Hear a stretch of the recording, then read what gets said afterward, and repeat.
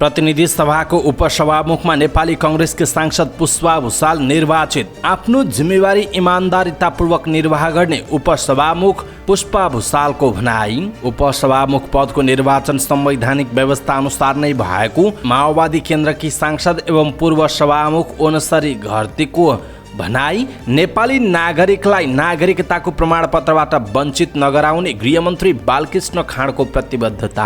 लियु च्यानओको नेपाल भ्रमण र मेरो भारत भ्रमण हुनुमा कुनै सम्बन्ध नभएको नेकपा माओवादी केन्द्रका अध्यक्ष पुष्पकमल दाहाल प्रचण्डको भनाई।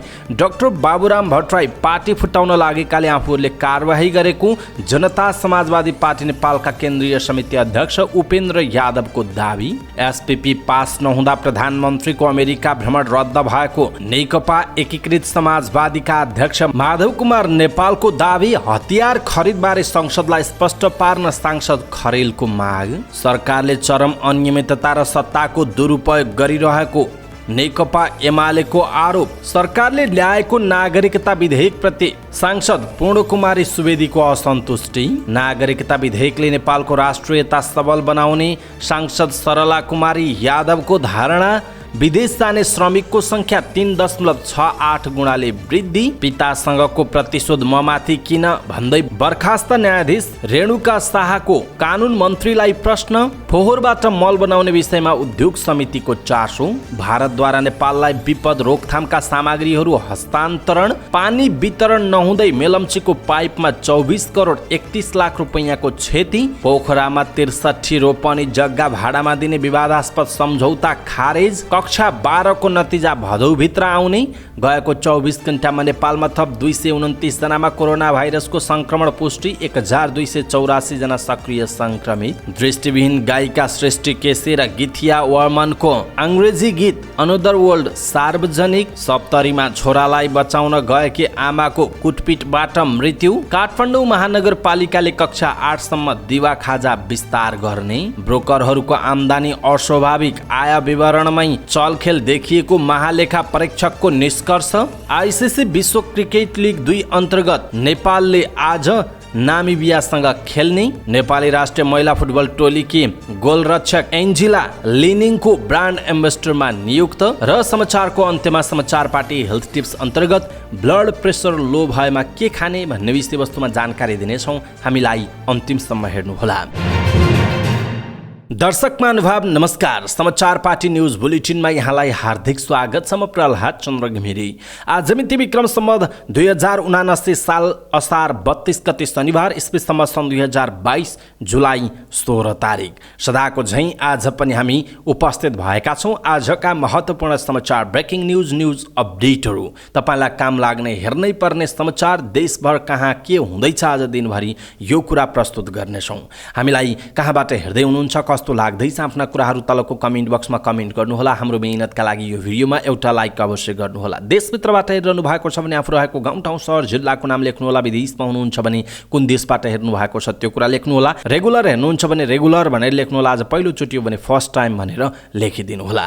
आउनुहोस् दर्शक महानुभाव आजका महत्त्वपूर्ण समाचार सुरु गरौँ उपसभामुखमा पुष्पा भुसाल निर्वाचित भएको प्रसङ्गबाट। सत्तारूढ नेपाली कांग्रेसकी सांसद पुष्पा भुसाल प्रतिनिधि सभाको उपसभामुख पदमा निर्वाचित हुनुभएको छ। प्रतिनिधि सभाको शुक्रबार बसेको दोस्रो बैठकमा भएको मतदानमा 148 मत प्राप्त गरी उहाँ प्रतिनिधि सभाको उपसभामुख पदमा निर्वाचित हुनुभएको हो। प्रतिनिधि सभामा तत्काल कायम रहेका 242 सदस्य संख्या मध्ये 148 मत भुसालको पक्षमा र 93 मत मात्रै अर्का प्रतिस्पर्धी विद्या भट्टराईले प्राप्त गर्नुभएको थियो। प्रतिनिधि सभाका सभामुख अग्निप्रसाद सापकोटाले सो मत मध्ये गौतमले प्राप्त गर्नुभएको मत बहुमत भएकाले उहाँ उपसभामुख पदमा निर्वाचित भएको घोषणा गर्नुभयो। उहाँलाई सत्तारूढ गठबन्धनको समर्थन रहेको थियो। नवनिर्वाचित उपसभामुख पुष्पा भुसालले आफ्नो जिम्मेवारीलाई इमान्दारितापूर्वक निर्वाह गर्ने बताउनु भएको छ। शुक्रबार उपसभामुखमा निर्वाचित भएसँगै नयाँ बानेश्वर स्थित संसद भवनबाट बाहिरिने क्रममा सञ्चारकर्मीहरूलाई संक्षिप्त प्रतिक्रिया दिँदै उपसभामुख भुसालले आफ्नो जिम्मेवारीलाई इमान्दारितापूर्वक निर्वाह गर्ने बताउनु भएको हो। उहाँले संविधानको कार्यान्वयनका लागि आफ्नो भूमिका रहने उल्लेख गर्नुभयो। उहाँले राष्ट्रिय राजनीतिको विविध आयामहरूलाई व्यवस्थापन गर्न जनजीविकाका सवाललाई सदनमा उठाउनका लागि र मुलुकको समृद्धिका लागि आफूले भूमिका खेल्ने पनि बताउनु भएको छ। सत्ता साझेदार नेकपा माओवादी केन्द्रकी सांसद एवं पूर्व सभामुख ओनस्तरी घरतीले प्रतिनिधि सभाको उपसभामुख पदको निर्वाचन संवैधानिक व्यवस्था अनुसार नै भएको टिप्पणी गर्नुभएको छ। शुक्रबार उपसभामुखमा कांग्रेस सांसद पुष्पा भुसाल निर्वाचित भए लगत्तै उहाँले सञ्चारकर्मीहरूको जिज्ञासाको जवाफ दिने क्रममा यस्तो भनाइराख्नु भएको हो। प्रमुख प्रतिपक्ष दल नेकपा एमाले संविधानले सत्ता पक्षले सभामुख पाएपछि उपसभामुख प्रतिपक्षले पाउनुपर्ने व्यवस्था गरेको जिकिर गरिरहेका बेला घरतीले भने संविधानमा फरक लिङ्ग र फरक दल भनेको र सोही अनुसार उपसभामुखमा भुसाल निर्वाचित हुनुभएको बताउनु भएको छ।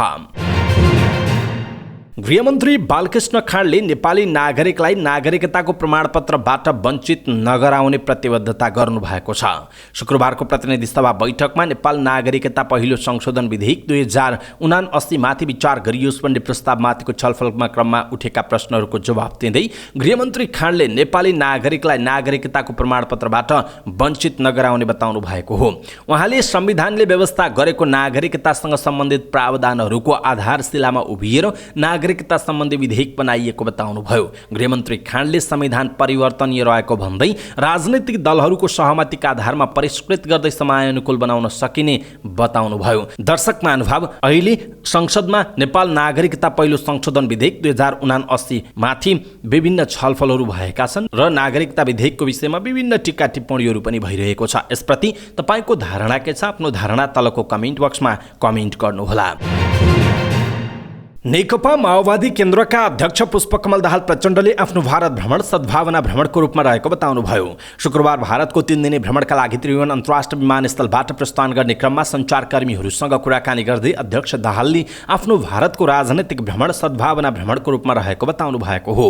उहाँले भारतीय जनता पार्टी भाजपाका अध्यक्ष जगत प्रकाश नड्डाको औपचारिक निमन्त्रणामा भारत भ्रमणमा जान लागेको बताउनुभयो। उहाँले भ्रमणका क्रममा नेपाल र नेपाली जनताको हितलाई केन्द्रबिन्दुमा राखेर नेपाल भारत सम्बन्धलाई अझ राम्रो बनाउने सम्बन्धमा भारतीय सरकार र नेताहरूसँग आफ्नो कुरा हुने उल्लेख गर्नुभयो। अध्यक्ष दाहालले यो भ्रमणका लागि भारतसँग पहिला नै कुरा भएको भन्दै चिनिया कम्युनिस्ट पार्टीका विदेश विभाग प्रमुख लियु ज्यानचाओको नेपाल भ्रमणपछि आफ्नो भारत भ्रमण हुनुमा कुनै पनि सम्बन्ध नभएको पनि स्पष्ट पार्नुभयो। जनता समाजवादी पार्टी नेपालका केन्द्रीय समितिका अध्यक्ष उपेन्द्र यादवले संघीय परिषद अध्यक्ष डाक्टर बाबुराम भट्टराई लगायतका नेताहरूले पार्टी फुटाउने प्रयास गरेकाले कारबाही गरिएको बताउनु भएको छ।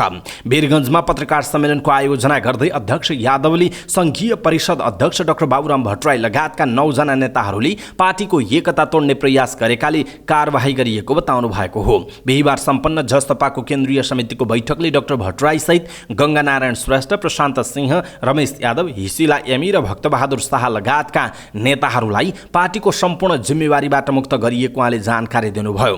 कारबाहीमा पर्ने नेताहरूले पार्टीको हित विपरीत काम गरेको, पार्टीको सिद्धान्त विपरीत अभिव्यक्तिहरू दिएको र छुट्टै पार्टी खोल्ने निर्णय गरेको उहाँले आरोप लगाउनु भएको छ।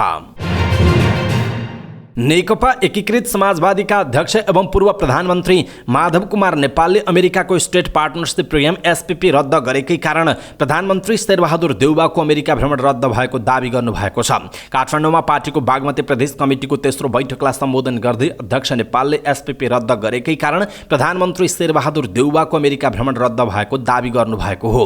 उहाँले एमसीसीलाई व्याख्यात्मक घोषणा गरेर मात्र पास गर्नु नै ठूलो कुरा भएको बताउनुभयो। अध्यक्ष नेपालले व्याख्यात्मक घोषणा सहित एमसीसी पास गर्दा समेत अमेरिकीहरूको नेपाल भ्रमण बढेको र तिब्बती शरणार्थी शिविरमा पुगेर सरकारी गाडी अघि पछि लगाउने काम गरिरहेको बताउनुभयो। उहाँले एमसीसी जस्ताको त्यस्तै पास गरेको खण्डमा देश तहस नहस हुने दावी गर्नुभयो। अध्यक्ष नेपालले व्याख्यात्मक घोषणा गर्दा समेत छिमेकी देशलाई संवेदनशील बनाउने काम भइरहेको बताउनुभयो। उहाँले नेकपा एमालेका अध्यक्ष केपी शर्मा ओली प्रधानमन्त्री हुँदा नै एसपीपी नेपालमा आएको दावी समेत गर्नुभएको छ। नेकपा एमालेकी सांसद पवित्र निरौला खरेलले भारत र चीनबाट हतियार खरिदका लागि सरकारले ठूलो रकम छुट्याएको छ भन्ने विषय बारे सांसदलाई स्पष्ट पार्न प्रधानमन्त्री शेरबहादुर देउवासँग माग गर्नुभएको छ। प्रतिनिधि सभाको बैठकमा बोल्दै सांसद खरेलले संसद बाहिर हतियार खरिदका लागि सरकारले ठूलो रकम छुट्याएको चर्चा भएको उल्लेख गर्दै त्यसै बारे संसदलाई तत्काल जानकारी गराउन प्रधानमन्त्री देउवासँग माग गर्नुभएको हो। उहाँले सो सम्बन्धमा प्रधानमन्त्री देउवाले संसद बाहिर कुरा उठाए पनि संसद समयभित्र जानकारी नगराएको भन्दै आक्रोश समेत व्यक्त गर्नुभयो। सांसद खरेलले झापा जिल्लाका विभिन्न स्थानमा जङ्गली हात्ती आतंकका कारण धानबाली समेत लगाउने अवस्था नआएको जानकारी गराउँदै त्यसलाई तत्काल नियन्त्रण गर्न पनि सरकारको गम्भीर ध्यानाकर्षण गराउनुभयो।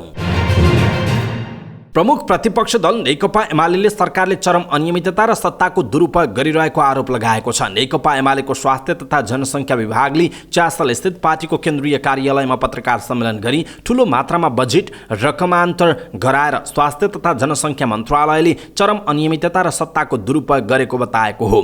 आर्थिक वर्ष सकिनु 3 दिन बाँकी रहँदा स्वास्थ्य तथा जनसङ्ख्या मन्त्रालयले ठूलो मात्रामा बजेट रकमान्तर गराएर आर्थिक अपचलन र पदीय दुरुपयोग गरेको पाइएको सो विभागका प्रमुख योगेश कुमार भट्टराईले बताउनुभयो। एमालेका सचिव समेत रहनुभएका उहाँले सरकारको 1 वर्ष कार्यकाल पूर्णतः असफल भएको पनि बताउनुभयो। चालु आर्थिक वर्षमा स्वास्थ्य मन्त्रालयमा मात्रै 1 अर्ब 22 करोड बेरुजु आएको उल्लेख गर्दै एमाले सरकार आर्थिक अनुशासनमा पनि असफल भएको आरोप लगाएको छ। सत्ता साझेदार नेकपा माओवादी केन्द्रकी सांसद पूर्णकुमारी सुवेदीले नेपाल नागरिकता पहिलो संशोधन विधेयक 2079 राज्य व्यवस्था तथा सुशासन समितिले धेरै मेहनत गरेर सहमति जुटाएका प्रावधानहरू हटाएको भन्दै सरकारप्रति आक्रोश व्यक्त गर्नुभएको छ। सांसद सुवेदीले प्रतिनिधि सभा अन्तर्गतको राज्य व्यवस्था तथा सुशासन समितिले सबै नागरिकले नागरिकता पाउने गरी त्यस सम्बन्धी ऐनलाई समृद्ध बनाएको स्मरण गराउँदै ती कतिपय प्रावधानहरू हटाएर सो सम्बन्धी संशोधन विधेयक सरकारले ल्याएको दावी गर्नुभएको छ। शुक्रबार प्रतिनिधि सभाको बैठकमा बोल्दै उहाँले बुबाको पहिचान नखुलेको सन्तानलाई आमाको नाममा नागरिकता दिने सो समितिले सहमति जुटाएको प्रावधानलाई संशोधन विधेयकमा समावेश गर्न पनि सरकारको गम्भीर ध्यानाकर्षण गराउनु भएको छ। नेकपा एकीकृत समाजवादीकी सांसद सरला कुमारी यादवले सरकारले ल्याएको नागरिकता विधेयकले नेपालको राष्ट्रियता सबल बनाउने बताउनुभयो। शुक्रबारको प्रतिनिधि सभा बैठकमा नेपाल नागरिकता पहिलो संशोधन विधेयक 2079 माथि विचार गरियोस् भन्ने प्रस्तावमाथिको छलफलमा बोल्दै सांसद यादवले नागरिकता विधेयक नेपालको राष्ट्रियता सबल बनाउने पक्षमा रहेको बताउनु भएको हो। उहाँले नागरिकताको विषयमा राजनीति नगर्न सांसदहरूलाई आग्रह गर्नुभयो। उहाँले नेपाली पुरुष तरह विवाह गरेकी विदेशी महिलालाई कुनै शर्त नराखी अंगीकृत नागरिकता दिने व्यवस्था गरिनु प्रशंसनीय भएको पनि बताउनु भएको छ।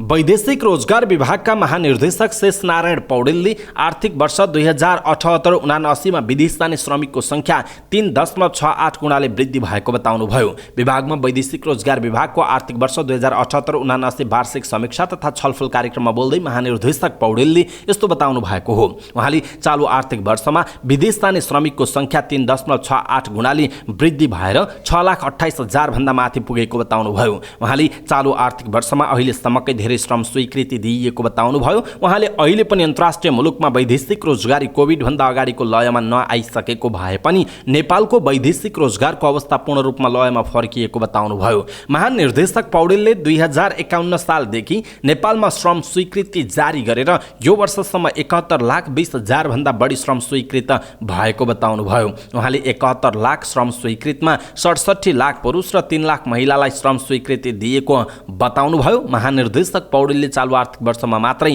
गत आर्थिक वर्षको भन्दा 4,61,000 बढी रहेको बताउनु भएको छ।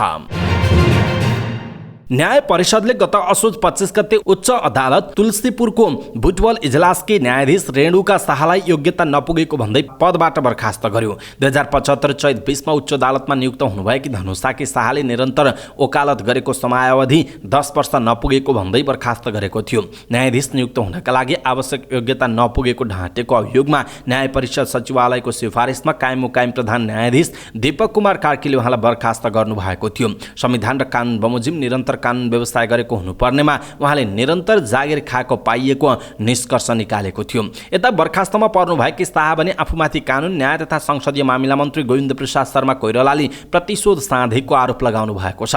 न्युज एजेन्सी नेपालसँगको कुराकानीका क्रममा शुक्रबार शाहले सबै प्रक्रिया पुर्याएर नियुक्ति गरिएको 3.5 वर्षपछि कानुन मन्त्री कोइरालाले आफ्ना पिता एवं पूर्व प्रधान न्यायाधीश रामकुमार प्रसाद शाहसँगको प्रतिशोध आफूमाथि साधेको बताउनुभयो। उहाँले नियुक्त भएर काम गरिसकेको यो अवधिसम्म कायम मुकायम प्रधान न्यायाधीश कार्की सहित न्याय परिषदले कार्यक्षमता, व्यवहार र आचरण तथा कार्य दक्षतामा प्रश्न नउठाएको भन्दै कानुन मन्त्री कोइरालाले मन्त्री बनेपछि आफ्नो नाम कमाउन र योजनाबद्ध तरिकाले बर्खास्त गरेको बताउनुभयो।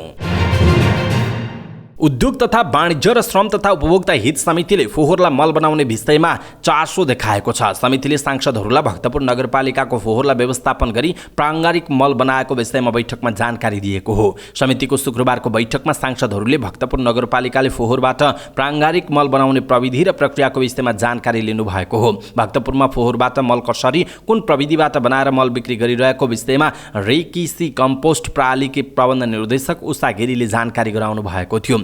निर्देशक गिरीले भक्तपुर नगरपालिकाले 4 वर्षदेखि कुहिने फोहोर मार्फत गन्धरहित मल रेकिसी कम्पोस्ट प्रणालीको प्राविधिक सहयोगमा बनाइरहेको बताउनुभयो। उहाँले कुहिने फोहोर सङ्कलन गरेर प्लान्टमा आवश्यकता अनुसार तोकोजाई, धानको भुस, धानकै ढुटो, पत्कर, रातो माटो र ब्याक्टेरिया मिसाएपछि मल बनाउने बताउनुभयो। निर्देशक गिरीले यो प्रविधि जापिने प्रविधि भएको र यस प्रविधिले प्राङ्गारिक मल गन्धरहित र बिरुवाका लागि पूर्ण पौष्टिक हुने रामेछापको गोकुलगङ्गामा आलु खेतीमा प्रयोग गरेर समेत देखिएको बताउनुभयो। उहाँले यो मल रासायनिक मल प्रयोग नभएको स्थानमा रासायनिक मलको भन्दा राम्रो हुने बताउनु भएको छ।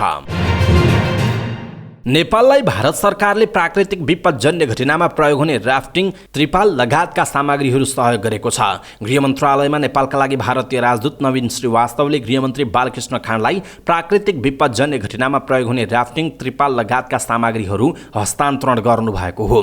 भारतले 3000 टेन्ट्स, 10 इन्फ्लेटेबल रबराइज बोर्ड्स लगायतका विपदका बेला प्रयोगमा आउने विभिन्न सामग्री हस्तान्तरण गरेको छ। हस्तान्तरण कार्यक्रममा बोल्दै गृहमन्त्री बालकृष्ण खाँडले नेपाल र भारत मिलेर नै प्राकृतिक विपदका घटनाहरूको सामना गरिरहेको निरन्तर सहयोगको अपेक्षा गरेको बताउनुभयो। उहाँले भूक्षय, बाढीका कारण नेपालमा हुने गरेको क्षतिमा भारत सरकारको सहयोग महत्त्वपूर्ण रहेको भन्दै नेपाल र भारत सरकार बीचको सम्बन्ध सुमधुर रहेको पनि बताउनुभयो। मेलम्ची खानेपानी आयोजनाको पानी वितरणका लागि बिछाइएको पाइपमा क्षति पुग्ने क्रम रोकिएको छैन। मेलम्चीको पानी नियमित रूपमा वितरण नहुँदै आयोजनाको पानी बाँड्न बिछाइएको 24 करोड 31 लाख रुपैयाँ बराबरको पाइपमा विभिन्न कारणले क्षति पुगेको छ। सडक निर्माण गर्दा पर्याप्त सावधानी अपनाउन नसक्दा खानेपानीको थोक वितरण प्रणाली र वितरण सञ्जाल सुधार अन्तर्गतका 8 प्याकेजका निर्माण व्यवसायीले पाइप बिछाइ पुर्ने कार्य समेत सम्पन्न गरेपछि सडक मर्मत तथा सुधार गर्ने क्रममा पाइपहरू नोक्सान गरेको पाइएको महालेखा परीक्षकको कार्यालयले जनाएको छ। नोक्सान भएका पाइपको मूल्य बिछ्याउने, पुर्ने र जडान खर्च समावेश गरी निर्देशनालयले पाइपलाइन क्षतिको गत वर्षसम्म 18 करोड 41 लाख 73 हजार रुपैयाँ मूल्याङ्कन गरेकोमा आर्थिक वर्ष 2077-78 मा 5 करोड 89 लाख 39 हजार थप भई 24 करोड 31 लाख 12 हजार मूल्याङ्कन गरेको महालेखाको 59औं प्रतिवेदनले जनाएको छ। पोखरा उपत्यका नगर विकास समितिले करिब 63 रोपनी जग्गा भाडामा लगाउने सम्झौता खारेज गर्ने निर्णय गरेको छ। तत्कालीन मेयर मानबहादुर झिस्तेले कार्यकाल सकिनु 2 दिन अघि आफ्नो नातेदारलाई जग्गा ठेक्कामा दिने सम्झौता गर्नुभएको थियो। जग्गा भाडा प्रकरणबारे छानबिन गर्न गठित समितिले निवर्तमान मेयर र कर्मचारीको मिलेमतोमा गैरकानुनी रूपमा सम्झौता भएको प्रतिवेदन बुझाएको छ। नगर विकास समितिको शुक्रबार बसेको बैठकले समितिको प्रतिवेदनका आधारमा भाडा सम्झौता खारेज गर्ने निर्णय गरेको समितिका अध्यक्ष एवं मेयर धनराज आचार्यले जानकारी दिनुभयो। कक्षा 12 को नतिजा भदौसम्म सार्वजनिक गर्ने राष्ट्रिय परीक्षा बोर्डको परीक्षा नियन्त्रण कार्यालयले जनाएको छ। हाल कक्षा 12 को उत्तर पुस्तिका धमाधम जाँच भइरहेको परीक्षा नियन्त्रक कृष्ण प्रसाद शर्माले जानकारी दिनुभयो। उहाँले परीक्षा भएको 3 महिनाभित्र निकाल्नुपर्ने भएकाले नियमअनुसार नतिजा सार्वजनिक गर्ने बताउनु भएको छ। कक्षा 12 को परीक्षा राष्ट्रिय परीक्षा बोर्डले गत जेठको 16 गतेदेखि 25 गतेसम्म सञ्चालन गरेको थियो। परीक्षामा 4 लाख भन्दा बढी परीक्षार्थी सहभागी भएको बोर्डले जनाएको छ। गएको 24 घण्टामा नेपालमा थप 229 जनामा कोरोना भाइरस कोभिड-19 को संक्रमण पुष्टि भएको छ। स्वास्थ्य तथा जनसङ्ख्या मन्त्रालयका अनुसार देशभरका प्रयोगशालामा 3718 नमुना परीक्षण गर्दा 229 जनामा संक्रमण पुष्टि भएको हो। यससँगै कुल सक्रिय संक्रमितको संख्या 1284 पुगेको छ, जसमध्ये 1644 जनाको पीसीआर परीक्षण गर्दा 161 जना र 2074 जनाको एन्टिजेन परीक्षण गर्दा 68 जनामा संक्रमण पुष्टि भएको मन्त्रालयले जनाएको छ। गएको 24 घण्टामा 48 जना संक्रमण मुक्त भएको बताइएको छ। यसैबीच 1249 जना होम आइसोलेसनमा रहेका छन् भने 35 जना संस्थागत आइसोलेसनमा र 14 जना आइसियुमा छन्। यस्तै 1 जनाको भेन्टिलेटरमा राखेर उपचार भइरहेको बताइएको छ। दृष्टिविहीन गायिका सृष्टि केसी र गीतिया वर्मनको स्वरमा रहेको अङ्ग्रेजी गीत एनदर वर्ल्ड सार्वजनिक भएको छ। काठमाडौँमा एक कार्यक्रमको आयोजना गरी गीत सार्वजनिक गरिएको हो। गीतमा सृष्टि केसी, सुदेव सदिक ज्याकी लगायतका कलाकारको अभिनय छ। शब्द सङ्गीत सहित गीतको निर्देशन गायक स्वयंले गरेका छन् भने छायाङ्कन एप्पोस एन्टोनीले गरेका हुन्। कार्यक्रममा बोल्दै महानायक राज हमालले समाजले प्रस्तुत गरेका कुराहरूको उपयोग गर्ने अधिकार दृष्टिविहीनसहित सबै नागरिकलाई हुने बताउनुभयो। यसलाई सबैमाझ पुर्याउन सबै नागरिकले हात तुमालो गरेर अगाडि बढ्नुपर्ने उहाँको भनाइ छ। यस्तै वरिष्ठ कलाकार मिथिला शर्माले गीतको भाव शब्दले नभई अन्तरात्माले बुझ्नुपर्ने बताउनुभयो। त्यस्तै नायिका सुरक्षा पन्तले सोचाइलाई चुस्त बनाएर अगाडि बढ्न आवश्यक रहेको बताउनुभयो। साइकलले ठक्कर दिएको विषयमा भएको विवाद बढ्दै गएपछि भएको कुटपिटबाट सप्तरीमा एक महिलाको मृत्यु भएको छ। डाक्नेश्वरी नगरपालिका 8 बस्ने 55 वर्षीय जिरादेवी मण्डलको मृत्यु भएको सप्तरी प्रहरीका प्रवक्ता एवं डीएसपी माधव प्रसाद काफ्लेले जानकारी दिनुभयो। कुटपिटबाट गम्भीर घाइते भएकी उहाँलाई उपचारका लागि गजेन्द्र नारायण सिंह अस्पतालमा लैजाने बित्तिकै चिकित्सकले मृत घोषणा गरेको काफ्लेले बताउनुभयो। मृतक जिराका छोरा मनोज साइकलमा मल लिएर घरतर्फ जाँदै गर्दा एकजना बालकलाई ठक्कर दिएको थियो। ठक्कर दिएपछि बालकका आफन्त राजेश शर्मा र गणेश शर्मा सहितकाले मनोजलाई कुट्न थालेपछि जिरादेवी आफ्नो छोरालाई बचाउन गएकी थिइन्। त्यही क्रममा उनको कुटपिटबाट मृत्यु भएको हो। कुटपिटमा संलग्न भएकाहरू फरार रहेको र उनीहरूको खोजीसहित घटनाबारे अन्य अनुसन्धान भइरहेको प्रहरीले जनाएको छ।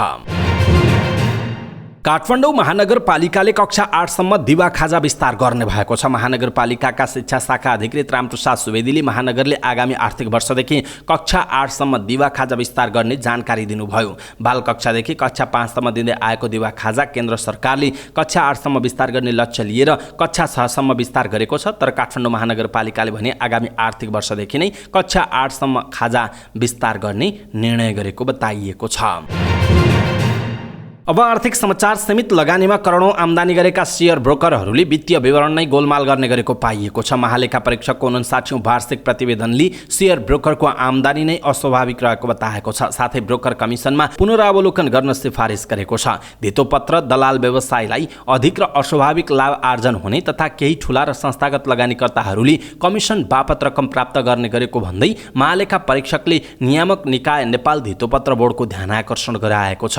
गएको 29 गते सार्वजनिक भएको महालेखा परीक्षकको 59औं वार्षिक प्रतिवेदनले ब्रोकरले कमिसन फिर्ता गरेर खर्च देखाएको पुष्टि गरेको छ। एक ब्रोकरले आर्थिक वर्ष 2077-78 मा मात्र 7 करोड 20 लाख रुपैयाँ कमिसन बापत ग्राहकलाई फिर्ता गरी खर्च दाबी गरेको प्रतिवेदनमा उल्लेख छ। महालेखा परीक्षकको 59औं वार्षिक प्रतिवेदनले शेयर ब्रोकरहरूले केही ठूला र संस्थागत लगानीकर्ताहरूले कमिसन बापत रकम फिर्ता गर्ने गरेको जनाएको छ। एउटै शेयर ब्रोकर कम्पनीले आर्थिक वर्ष 2077-78 मा मात्र कमिसन बापत 7 करोड 20 लाख फिर्ता गरी खर्च दाबी गरेको प्रतिवेदनमा उल्लेख गरिएको छ। आईसीसी विश्व क्रिकेट लिग 2 अन्तर्गत स्कटल्यान्ड भ्रमणमा रहेको नेपाली राष्ट्रिय क्रिकेट टोलीले आज त्रिकोणात्मक श्रृङ्खला अन्तर्गत नामिबियासँग दोस्रो खेल खेल्दैछ। आफ्नो दोस्रो खेलमा घरेलु टोली स्कटल्यान्ड विरुद्ध 5 विकेट जित निकालेको नेपालले आज नामिबियालाई आतिथ्यता गर्दा पहिलो खेलमा भएका गल्तीलाई सच्याउँदै हारको बदला लिने लक्ष्यमा हुनेछ। नेपाल र नामिबिया बीच एक दिवसीयमा पछिल्लो भेटसँगै 6 पटक प्रतिस्पर्धा गरेका छन्, जसमा नेपालले 4 पटक सुखद नतिजा निकाल्दा नामिबियाले स्कटल्यान्ड भ्रमण अन्तर्गतको पहिलो खेलसहित 2 खेल जितेको छ। नेपालले पहिलो पटक सन् 2001 मा आईसीसी ट्रफीको प्रतियोगितामा नामिबियासँग खेलेको थियो। क्यानाडामा खेलिएको उक्त खेलमा नेपालले 8 विकेटको लज्जास्पद हार बेहोरेको थियो। दोस्रो पटक सन् 2015 मा आईसीसी लिग डिभिजन 2 मा यी दुई टोली बीच प्रतिस्पर्धा भएको थियो, जुन भेट 14 वर्षपछि भएको थियो। त्यस खेलमा नेपाल 3 विकेटले विजयी भएको थियो। तेस्रो पटकको भेट सन् 2015 देखि 17 सम्म चलेको विश्व क्रिकेट च्याम्पियनशिपमा भएको थियो। सन् 2017 मा 2 खेल नेपालमा भएको थियो। नेपालले दुवै खेलमा सुखद नतिजा निकालेको थियो। त्यसपछि 2018 मा नामिबियामा नेपालले आतिथ्यता गरेको थियो, जहाँ नेपालले 1 विकेटको रोमाञ्चक जित निकालेको थियो। श्रृङ्खलाको पहिलो खेलमा हराएको नामिबिया पनि नेपालमाथि जित निकाल्दै तालिकामा स्थान सुधार गर्ने लक्ष्यमा हुनेछ। 36 खेल मध्ये अहिलेसम्म 18 खेल खेलेको नेपाल 17 अङ्कका साथ तालिकाको 5औं स्थानमा छ। आज हुने खेलमा नेपालले जित निकाल्दै 4थो स्थानमा रहेको अमेरिकासँगको अङ्क दूरी घटाउने लक्ष्यमा हुनेछ। 24 खेल खेलेको अमेरिकाले तालिकामा 23 अङ्क जोडेको छ। यस्तै नामिबियाको 17 खेलबाट 16 अङ्क रहेको छ। नेपाली राष्ट्रिय महिला फुटबल टोली तथा नेपाल एपीएफ क्लबकी गोलरक्षक एन्जिला तुम्बापु सुब्बालाई खेलकुद पोसाक कम्पनी लिनिङले 2 वर्षका लागि ब्रान्ड एम्बेसडर बनाएको छ। काठमाडौँमा लिनिङको आधिकारिक विक्रेता चाइना ट्रेड कम्पनी प्रालीले राष्ट्रिय फुटबल टोलीकी गोलरक्षक एन्जिलालाई ब्रान्ड एम्बेसडरको रूपमा नियुक्त गरेको हो। एन्जिला र लिनिङको आधिकारिक विक्रेता चाइना ट्रेड कम्पनी प्रालीका प्रमुख कार्यकारी राजेन महर्जनका बीच एम्बेसडरका लागि शुक्रबार सम्झौता पत्रमा हस्ताक्षर भएको छ। सम्झौता अनुसार एन्जिलाको जीवनीमा आधारित रहेर बन्न लागेको चलचित्र एन्जिलामा उनले लिनिङ ब्रान्डको उत्पादन प्रयोग गर्नेछन्। सम्झौता अनुसार एटीएस अर्थात् एन्जिला तुम्बापु सुब्बा 18 ब्रान्डको रूपमा लिनिङले सामग्री उत्पादन गर्नेछ। त्यसबाट आएको 10% एन्जिलाले र बाँकी 5% अन्य खेलाडीले पाउने लिनिङले जानकारी दिएको छ। ब्रान्ड दूत बनेपछि एन्जिलाले चर्चित ब्रान्डसँग जोडिन पाउँदा खुसी लागेको प्रतिक्रिया दिएकी छिन्। समाचार पार्टी न्यूज बुलेटिनमा पालो भएको छ समाचार पार्टी हेल्थ टिप्स। आजको समाचार पार्टी हेल्थ टिप्स अन्तर्गत हामीले ब्लड प्रेसर लो भएमा के खाने भन्ने विषयवस्तुमा जानकारी दिनेछौँ। हामीलाई अन्तिमसम्म हेर्नुहोला। सबै नेपालीहरू माझ पुर्याउनका लागि यो भिडियोलाई सक्दो सेयर गर्नुहोला। पहिलो हो नुन पानी। रक्तचाप न्यून भएका व्यक्तिहरूले नुन पानीको सेवन गर्नु फाइदाजनक हुन्छ। नुनमा सोडियम हुन्छ जसले ब्लड प्रेसर बढाउन मद्दत गर्छ। यसका लागि नुनको मात्रा मिलाएर मात्र खाने गर्नुपर्दछ। 1 गिलास पानीमा 1 चम्चा नुन मिलाएर पिउनाले निम्न रक्तचाप भएका व्यक्तिहरूको रक्तचाप नियन्त्रण गर्न सकिन्छ। साथै पेट पनि सफा गर्न यसले मद्दत गर्दछ। अर्को हो किसमिस। किसमिसलाई रातभरि पानीमा भिजाएर बिहान खाली पेटमा सेवन गर्नाले रक्तचाप लो ब्लड प्रेसर नियन्त्रण गर्न सकिन्छ। यसका साथै 1 गिलास दुधमा 4-5 बदाम र किसमिस मिलाएर पनि सेवन गर्नु लाभदायी हुन्छ। अर्को हो तुलसीको पात। तुलसीको पातमा भिटामिन ए, पोटासियम, म्याग्नेसियम तत्त्व हुन्छ जसले मानसिक सन्तुलन तथा तनाव कम गर्न मद्दत मिल्छ। तुलसीको 10-15 वटा पातको रस निकालेर महमा मिलाई खाली पेटमा सेवन गर्नाले लो ब्लड प्रेसर नियन्त्रणमा मद्दत मिल्दछ। र अर्को हो कागती पानी।